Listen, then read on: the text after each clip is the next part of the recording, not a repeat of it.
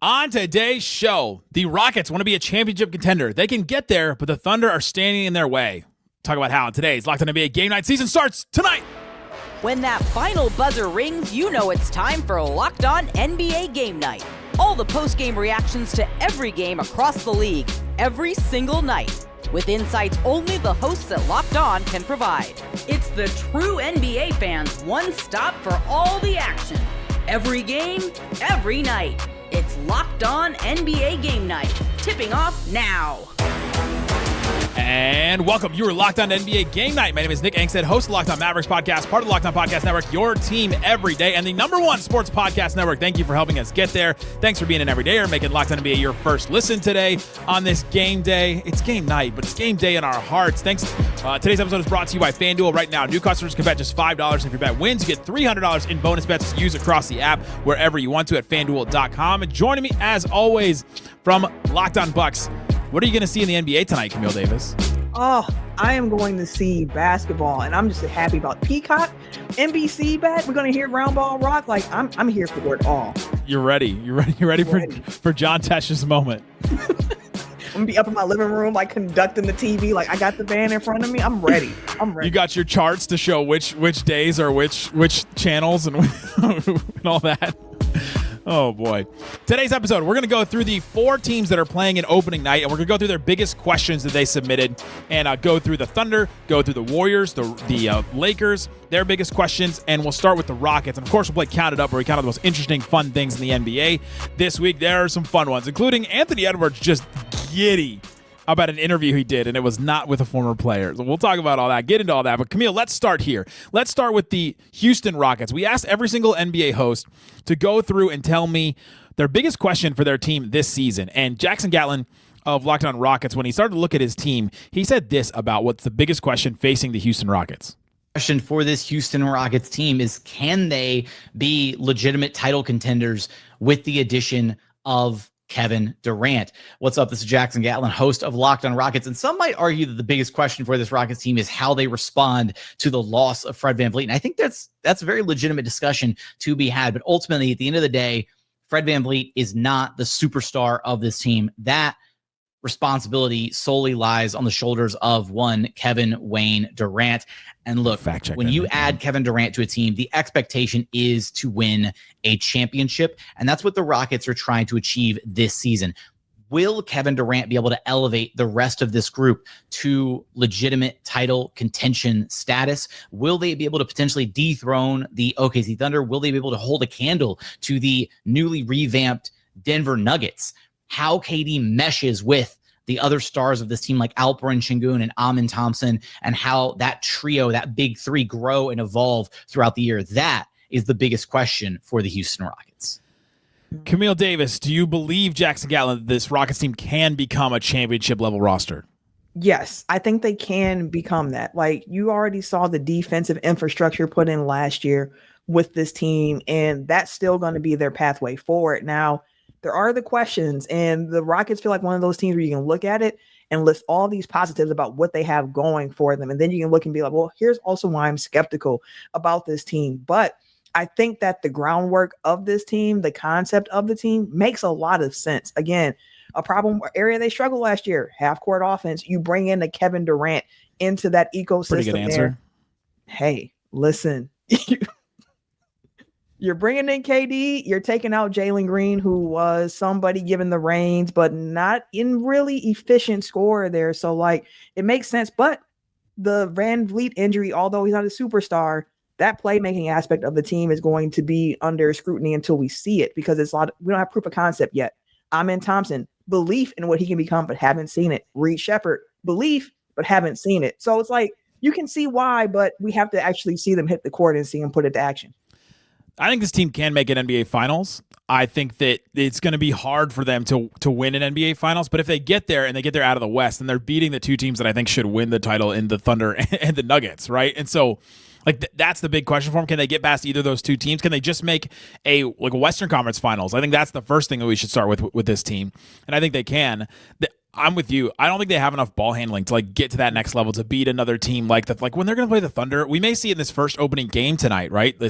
We may see they're just going to have a hard time like getting into their offense, because I see all the complaints. I see all the complaints like, oh, you guys are hating on the Rockets. Okay, well, when it becomes playoff level defense and they're like stopping certain guys from getting up the court, it is going to be a problem for them to get into their offensive sets and things like that. We see it all the time. I saw it from a Mavs team with Luka Doncic and Kyrie Irving. They had a hard time like actually getting into their offense at certain points. And so with this team, you got Amen Thompson, and their new starting lineup. Did you see this? Yeah. Amen Thompson at 6'7", Kevin Durant at 6'11", Jabari Smith Jr. at 6'11", Alperen Sengun 6'11", and Steven Adams at 7 foot. Like that is a huge starting lineup to me, and they're going to try something different. Ime Udoka thinks he created the two big lineup. Thinks he came up with it. Did you see that interview where he was asked about teams that are copying him, and he's like, "Well, I'm just proud that we started this." And I was like, "You started this? I remember watching Kwame Brown and Chris Mim playing for the Lakers together. Like, was that a fever dream of playing two bigs? Like, teams were playing two bigs for so long. You're just going back to what somebody did before." Yeah, but I think it's a small ball era, and now it's a bigger era again. That lineup brings a lot of really great things. I don't think it brings enough ball handling. I think at the highest levels, those are going to be an issue. It won't be an issue in the regular season, though. I think they're gonna win a ton of games in the regular season. Yeah, and it's just the health aspect of it too. Like KD, I think is such a big part of why I have confidence in this team, because you're able to get KD without giving up a lot of your major rotation pieces. I do think they'll miss Dillon Brooks, but you have other guys that could possibly step into that role as well. So like, if KD can stay healthy, if you're getting 65, 70 games of KD in the regular season, plus he's healthy come playoff time with the defensive infrastructure that they have, I think the Rockets can, like we said, they definitely have a championship level to them. I think they can hit it, but they're going to have to prove the playmaking part of it can work. And also, if they are going to lean into these jumbo lineups, how's it look in transition defense or situations where you got to get matchup quickly, and just seeing how teams try to counter what they throw out there, because that's a lineup with a lot of size.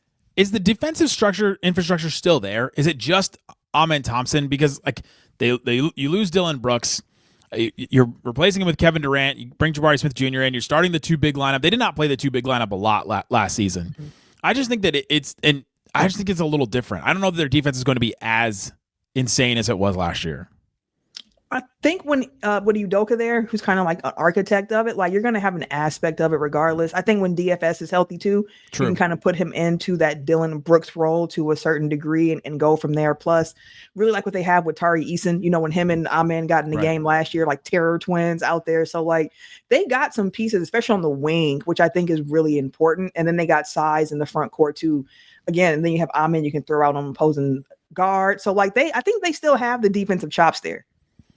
They're definitely going to be a good defensive team. I just don't know if they're going to be as elite. They really relied on that last year, and you lost some defense to add some offense, and I think that's something that we're going to see, and I'm interested to see how it works out for the Rockets. It'll be an interesting team to definitely watch. They play the Oklahoma City Thunder. Their biggest question here from our Locked On Thunder host, Rylan Stiles. Rylan Stiles, Locked On Thunder. It's going to be the biggest question all year for Oklahoma City. Can they handle the pressures of repeating? Can they sustain their level of intensity? Can they sustain their level of historically great defense year over year? That will be a challenge for them. How do they handle being the team hunted? How do they handle whatever these teams have cooked up in the offseason to attempt to curb the OKC Thunder? It's a lot of pressure because in the NBA now, we're stepping into this parity era. We've seen the past 6 champions fail to make it out of the second round. Can the Thunder buck that trend and at least make the Western Conference Finals? It all rests on Chet Holmgren. So really the biggest question is, can Chet Holmgren take that next step offensively and really round out this big three and solidify this team as a dominant one in the NBA for years to come? Can the team repeat both as a champion and then maybe as the top defensive team in the NBA, Camille? That defense, I think, is definitely going to be there for them again. They're returning so much of all of their rotation from that championship team there. So I think the defense is going to be there. And guys, you can count on that internal development, right, to take a step. So like they're going to have to see the progress from Chet Holmgren, and even seeing from Jalen Williams, like what else can he add to his game? Still really young, already an all-star. So like what levels can he continue to hit? But I think the whole mentality of being the hunted after being the hunter, it does take some getting used to. And it's a young team that we've watched grow up over the last few years. And now it's another challenge in front of them. But from what we've seen from SGA and his leadership style and the levels of greatness that he wants to hit, I think that the Thunder are going to be ready to be hunted this season. is very hard to repeat as the number one defense in the NBA. Here are the last, like, I don't know, what is this, 8 number one defenses, where they finished last year. So the Boston Celtics were the number one defense in 2018. In 2019, they finished 7th in defense. 2019, it was the Jazz that finished number one. In 2020, they finished 13th. They dropped all the way. 2020 was the Bucks, your Bucks, that were the number one defense. Where did they finish in 2021? Like 7th? 10th. Yeah, they're down there. The Jazz were, again, the number one defense in 2021. They finished 9th the next year. Boston was the number one in 2022. They finished 3rd. In 2023, that was big. Cleveland was the number one in 2023. They finished 6th in 2024. And Minnesota in 2024 was number one, and they finished 6th in 2025. I don't think they're going to be the number one defense. I just think it's too hard for a team. Like, when they become the hunted, teams start to try and figure out how to work against your team. I was talking about all the issues that the Rockets may have with the Thunder's, like, the Thunder's ball pressure. The Rockets may figure out some way to beat that ball pressure in a different way than what we're expecting than just straight up talent. And I think that's something that we have to think about, is these coaches are looking at the Thunder team all offseason, trying to figure out, all right, how do we beat them? How do we get past this ball pressure? How do we beat them in different ways? How do we take advantage of these guys? And maybe Ime Udoka looked at his team and was like, this team, this Thunder team is good, but they're small. Like, even their bigs are slight. Put Steven Adams in there, and then all of a sudden, like, he's pushing Chet Holmgren around, because Chet Holmgren looks older. He's got the goatee now, but he doesn't look bigger to me. He doesn't. But here's a question: like, I don't necessarily think the Thunder need to repeat as the number one defense for this defense to still be, effective enough for them to get to the levels that they're trying to stay at this upcoming season. Like, if the Thunder can still be a top 5 defense in the league, which I think they still have the makeup to do that, I think they'll be in really good shape. And then your point about other teams, like, if Udoka and the Rockets figure out a way of, like, hey, this jumbo stuff actually can, fluster the Thunder. I mean, even in the NBA Cup, which is one game, we know, but the Bucks use their size in that game against the Thunder effectively. It's important. It's a real cup. Hey, I'm gonna make sure we respect that. It's a real NBA title, Cup right? victory, It's a real title. what I'm saying? But it's a copycat league. So, like, if teams see a blueprint, other teams will try to do it. And it's like, well, how do the Thunder adjust to the adjustment of how they're being played? Go listen to Locked On Rockets, Locked On Thunder. Great stuff all season to figure out how those teams are going to either repeat or to become the champions that they want to be. Coming up, Lakers Warriors is our next team. Can the Lakers defend well enough to contend in the West? That is the biggest question from Andy Kamenetski. I think they have a different, bigger question. I'm going to tell you what that is. Locked On NBA Game Night continues coming up next. Today's episode of Locked On NBA Game Night is brought to you by Peloton. Peloton is there because there are so many different ways to work out. But Peloton is shaping the future of fitness with the brand new Peloton Cross Training Tread Plus. Powered by Peloton IQ, it's their most advanced equipment yet, designed to give you real-time guidance and endless ways to move, whether you're running, lifting, or cross-training with your favorite instructors. It's not just sitting on the bike and just treading, and cycling just hours and hours on end. You can do all kinds of different stuff with this cross-training Tread Plus. And what I love about it is it has this scanning system that tracks your reps, suggests the right weights that you want to use, corrects your form, and makes every rep safer and smarter, which is what we all want when you're working out. So let yourself run, lift, flex, and push forward. Explore the new Peloton Cross-Training Tread Plus today at onepeloton.com. That's the word one, ONE, Peloton.com. Try all kinds of different things. The swivel screen, it's a game changer. You can go from running on the Tread Plus to strength training without missing a beat. You want to transition between those two, you can do that and try all kinds of different things at onepeloton.com. Again, that is onepeloton.com. Also brought to you by Monarch. Monarch is there because we have so many different things that we're trying to figure out in life. There's games starting, this NBA season starting. You're going to probably order a bunch of food to be delivered while you're watching these games. You don't want to leave the house. But you got to keep track of all that stuff because you got to know what you're spending. Some of us can't even name all of our financial accounts or where all of our money is going. Between 401ks, savings, investments, easy to lose track. And that can mean leaving money on the table, which is something you don't want to do, especially buying all these streaming services to watch the NBA. That's why I started using Monarch. You can put all of your financial systems and accounts all in one place. It was easy to connect all of them. It took me minutes to be able to get all of them in one spot. And then I could see everything all at once, which is what I love. Don't let financial opportunities slip through the cracks. Use the code LOCKEDONNBA. It's all one word. LOCKEDONNBA at monarch.com for 50% off your first year. That's Monarch, like the butterfly. Monarch.com, code LOCKEDONNBA for half off your first year. You get all kinds of great charts, flow charts to show you exactly how your spending is going, what you're using, you're spending on, smart categorizations and things like that. Again, it's Locked On NBA is the code at monarch.com for 50% off your first year at monarch.com.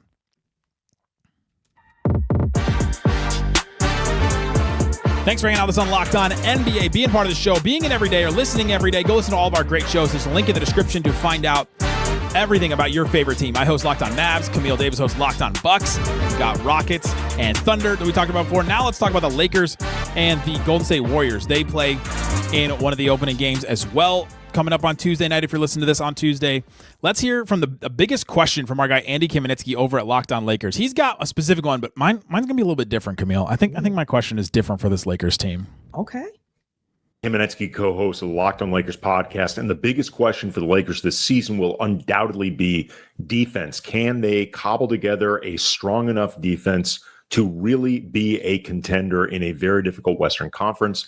Their best five players, Luka Doncic, LeBron James, Austin Reeves, DeAndre Ayton, and Rui Hachimura, are all offensively oriented players. Their better defensive presences, Marcus Smart, Jared Vanderbilt, Gabe Vincent, all have issues either with health or offensive utility or size or some combination of those issues.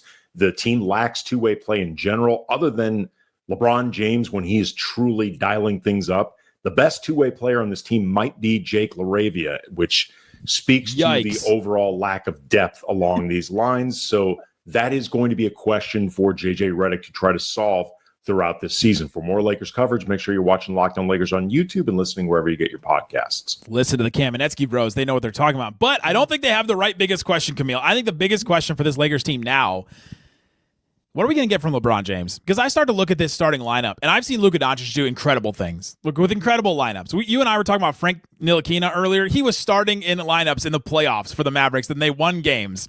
Like, Luka has done some incredible things, but this starting lineup that they're going to start against this Warriors team, Luka, Gabe Vincent, Austin Reeves, Rui Hachimura, DeAndre Ayton.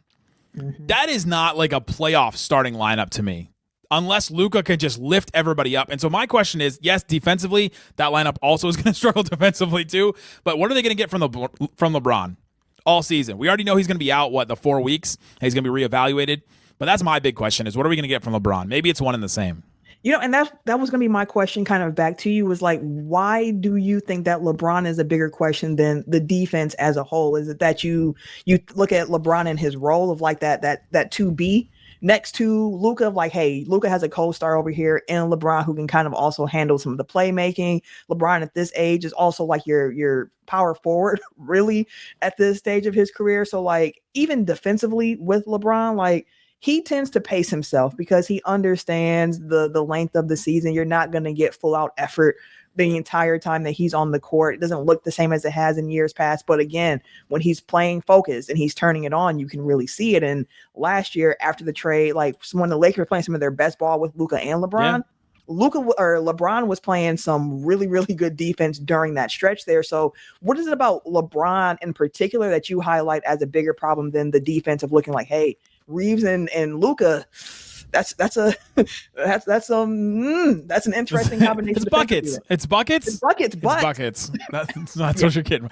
I don't know what I'm getting from LeBron this year. And I don't know that LeBron knows what he's going to get this year. We all penciled him in, but he has to be like a top 15 player for this team to be good enough, I think. And they've got to get something from him. They have to get like really high level play from him. He's already going to miss the start of the season. We had the weird cryptic messages over the offseason. He's got the second decision happening. Like, that already happened. But I just don't know what level of LeBron I'm going to get throughout the season, because I think they will need that level of LeBron to get through this season, because Luka misses games with injuries too. And if Luka misses games, Camille, and LeBron misses those same games, the Lakers will go like 0-9 in those games. Like they will lose all of those games, because there's no way this roster is winning games without both of those guys. And so that, even just highlighting that, makes you see how like important LeBron is to this lineup in the Western Conference. If you've gone through the Western Conference, like there's not a Miami Heat team making this Western Conference playoffs. There is not a Chicago Bulls like trying to sneak into the play-in. It is going to be tough out there.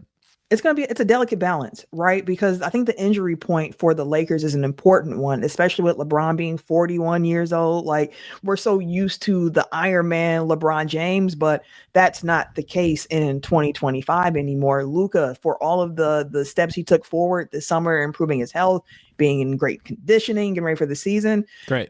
We know it and this is not wishing injury. I wish that we could turn injuries off for an entire NBA season and actually see how all the chips fall, but that's not the reality of it. So the Lakers in the games where they don't have a Luka and or LeBron, or especially those games where they have neither, they're going to be challenging in Western Conference where you don't want to drop many games because the comp is too high. I think that's a really good point to make. We're just talking about players that have missed time due to injury. LeBron has been missing time due to injury the last couple of years. Luka has, and getting in shape is probably a great way to help that for Luka. But I still have questions. Like, is the calf 100% healthy? I saw that calf injured for like a year and a half. You know what I mean? And like not get fully better. Those are my big questions for the Lakers. For the Warriors, let's hear from my guy Chuck Walter on what the biggest question for the Warriors is. The Warriors had so many questions this summer about how their roster would shake up, but now. Hold on, it was just really about Kuminga, right? Like, wasn't it just the one question? I listened to Chuck's show. He talked about Kuminga a lot. Okay, sorry, Chuck. Now that it's set in stone, I don't think there are a ton of questions entering the season aside from who will get better and will the old players kind of progress as high 30s, for Al Horford's case, early 40s players do throughout NBA history. But there's nothing that says the Warriors shouldn't be better than they were a season ago. Again, really good with Jimmy Butler when he joined the team after the trade, won a series in the playoffs, and continuity is supposed to be important in this game. The Warriors return everyone minus Al Horford. They add in Seth Curry. They add in DeAnthony Melton. They add in Horford, who can space the floor. Post gets older. Pods gets older. Moody gets older, healthier too, also with Podziemski. And all of a sudden, you're looking at a team where maybe all these pieces can fit. Jonathan Kuminga with time to integrate himself in with Jimmy Butler.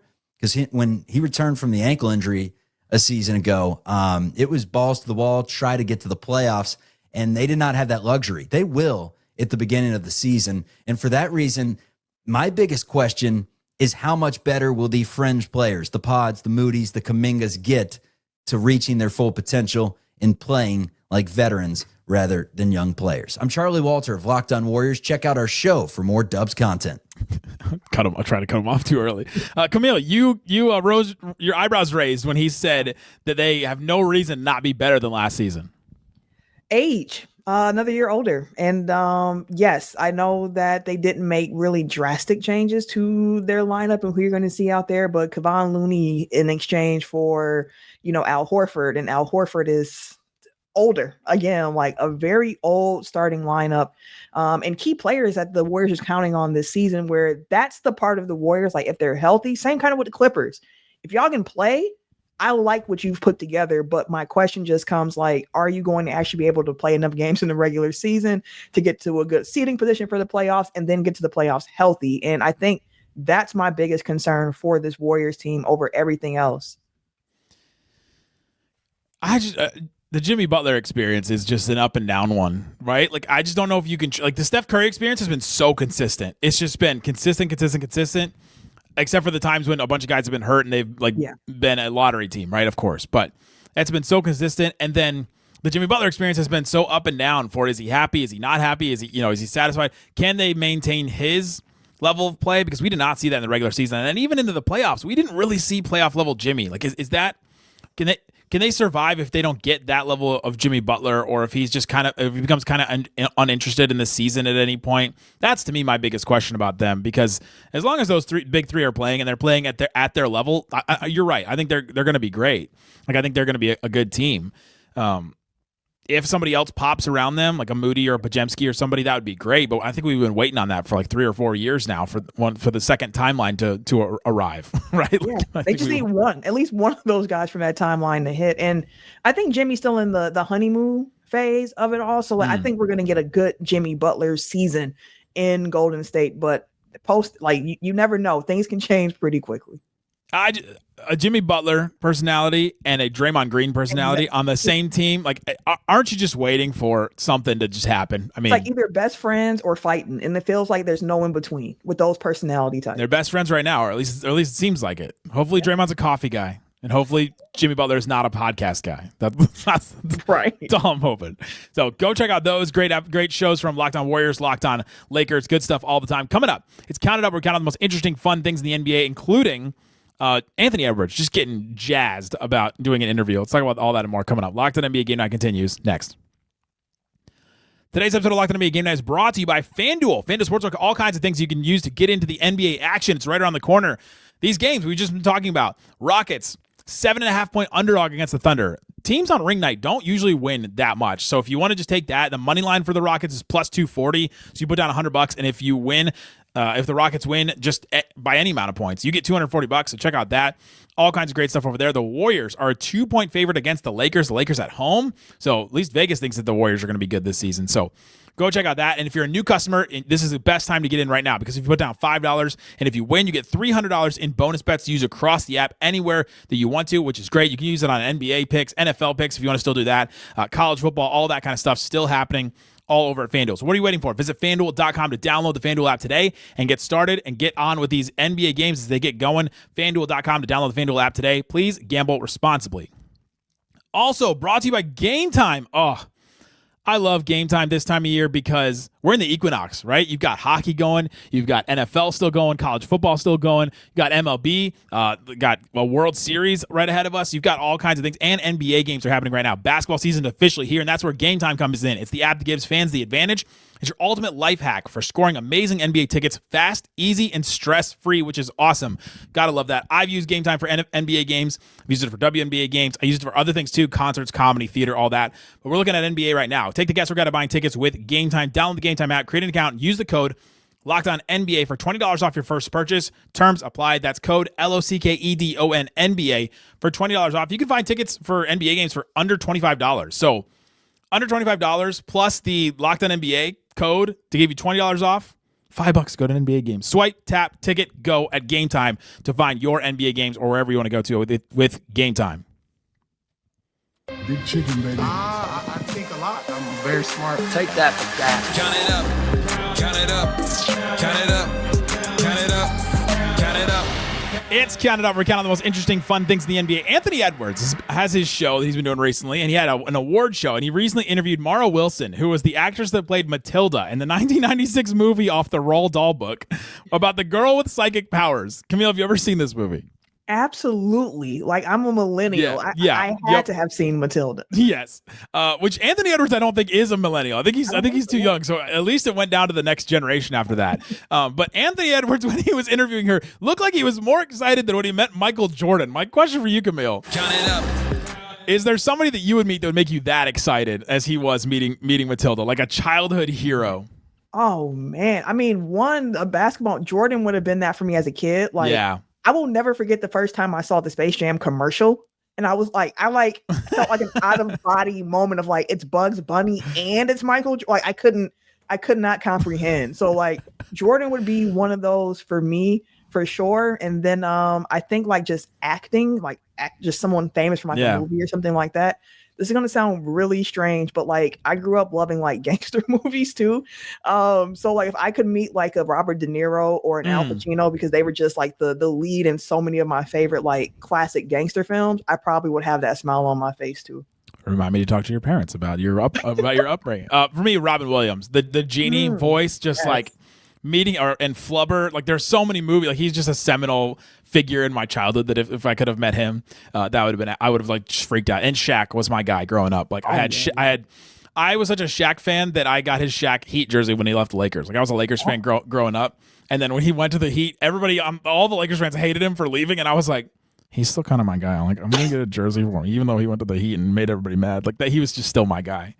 First time I saw him in person, I was just like awestruck. Like I couldn't even talk to him. Whoa. Because that was just, I mean, I was an adult at that point. Our guy John Corrales played in a pickup game between the Boston Celtics coaches. We haven't done a show since then. Between the Boston Celtics coaches and the media, they got destroyed like 54-6 or something like that. My question, and then Joe Mazzulla said that it was like this exercise that he wanted to do. My question is, count it up. Was this bullying of our friend John Corrales and the other Celtics media, or was this a good exercise from Coach Mazzulla? Can two things be true at the same time? Because bullying to make a point? Yes, like it's bonding for sure. When you hooping, you're playing ball, like you have a bond, but also of like y'all gonna ask me some questions this season that I'm not gonna want to hear. So I'll just think back to that time when I pinched your layup on the backboard or I shot it from half court. Like, I think it's a bit of both in this situation. Do you think the Bucks media would beat the Bucks coaches? I don't think that there is one media group in the NBA that can beat the coaching staff. The Mavs ones, like the Mavs don't have Jared Dudley anymore. I don't think they have any former players on the roster right now. It's Frank Vogel. It's Phil Handy. It's like I don't know that they have any guys that have played. And so but I don't know that we have very many Mavs, like good Mavs, like basketball players either. We have Tim McMahon, who's big, but other than that, like, I don't think there's one either. The Nuggets are like they're trying to work theirs out. They have JJ Barea. They are going to get destroyed. He is going to beat all of them so hard, and they have Jared Dudley now. That's not going to go well for them. I'm just going to tell you that right now. Yeah, I know if I was out there, I would just, try to be invisible. I might actually roll my ankle early on in that quote unquote scrimmage and just be on the sideline cheering on the guys. I don't need that. I don't need that heat in my life. Mitchell Robinson is going to be out for the season opener on Wednesday with load management. Camille, my question is, count it up. What are we doing? That the first game of the season, it's load management. Why don't you just call it a knee? Just call it an ankle. Like, call it something. Why, we're doing load management the first regular season game of the season? That's shameless. That's shameless. First game of the season. This is reported from Underdog, so I don't know if I'm not going to say 100%, but they're pretty accurate with their injury stuff. Wow. Yeah, load management for our first game of the season is, I think your initial question is the right reaction. What are we doing here? I don't know how much more load. I mean, we know he has injury history and whatnot. So like there's going to be a certain type of plan that he's on with games played, but the season opener? The season opener, the first game of the season. That's tough. Last one, Christian Braun signed a 5-year, $125 million extension with the Nuggets. His starting salary will be around $21 million. Here are some of the players that are making $21 million this season.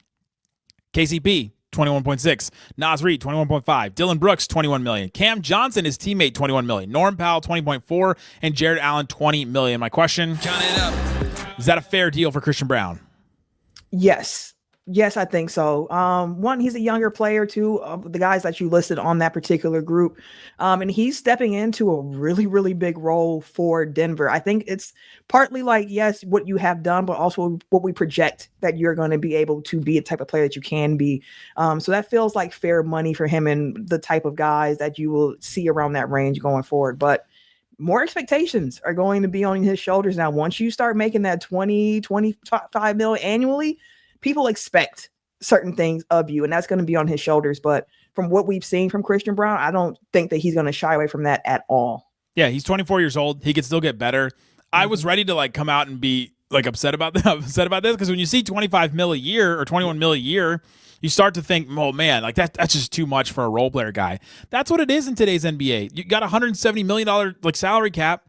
You're gonna hit role players that get $20 million a year, $30 million a year. That's just gonna happen at this point. Then I listed out all those names for myself, and then I go, well, Cam Johnson, Dillon Brooks, Norm Powell, Naz Reid. KCP's getting paid too much right now, probably.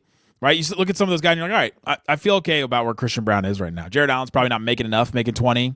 Yeah, that was an underpaid, a good deal for him. All right, last one. NBA and NBC is back, Camille. They did a Kenny Beecham promo. Yes. They did the ball filled with flowers. You see that one where Taylor Rooks was just like, oh, it's the most beautiful thing I've ever seen. And Blake Griffin didn't get it. He got the ball. He's like, what is this? They did the Luka and Donovan Mitchell prime delivery ad where they get delivered out of boxes. So many promos for this NBA and NBC. My question is, count it up. With every new NBA on NBC promo, are you getting more excited, or are you just maintaining your level of excitement for the NBA or NBC? Or do you care? The ads haven't really swayed me one way or another too much. It's more so of just man, I just need the season to start. I'm done watching promos. I'm good on all of the off-season content from NBC and all that now. Let me start seeing these studio shows. Let me start hearing what y'all got to say during these games. I'm just ready for the basketball to be played. But I will say, seeing all of the crew members get those NBC Letterman jackets, those throwback jackets, fun. That was my favorite promo piece. Those are just clean. If you're listening to us and you like to listen to us on Monday nights, we are the Peacock night. The NBA games are on Peacock. So if you're somebody that doesn't have Peacock and you want to pay attention, we'll have all the games covered for you here on Locked On NBA Game Night Mondays. But that is our night. We're covering the Peacock games. I love it. I love it. Guys, thanks so much for hanging out with us on Locked On NBA Game Night. Great stuff all across the network. Check the link in the description to find your show that covers your favorite team. Thanks so much for listening to Locked On NBA. Go listen to Locked On NBA Fantasy Basketball with the GOAT, Josh Lloyd. Boom.